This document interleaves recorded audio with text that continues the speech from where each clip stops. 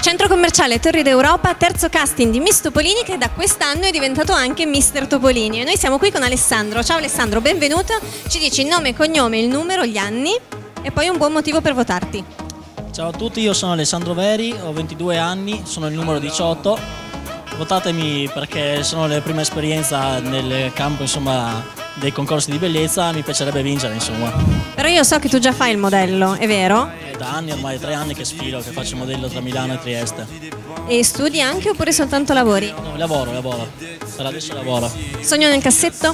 Diventare un imprenditore, Di cosa? Di che genere? Cosa ti piacerebbe fare? ma principalmente lavorare nel ramo delle discoteche e della ristorazione. Ok, discoteche e ristorazione. Quest'estate invece, a parte Mister Topolini?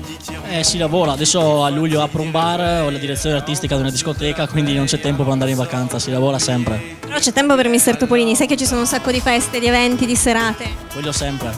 Il tuo punto di forza per vincere il concorso? Il carattere, la sicurezza.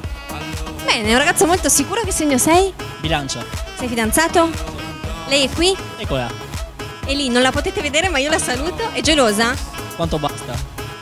Ride? Vabbè, vedremo. Ci sono un sacco di miss qua, hai visto? Lei non si è iscritta? No, non gli interessa questo campo. Boh, allora io ti faccio un grande in bocca al lupo. Ti ringrazio. Farò un saluto a qualcuno. Ringrazio tutti e saluto i fans di Mister e Miss Topolini. Grazie, ciao! Car pire que ça, ce serait la mort. Quand tu crois enfin que tu t'en sors, quand il y en a plus, eh ben il y en a encore. Et cela, c'est tous les problèmes ou bien la musique, ça te prend les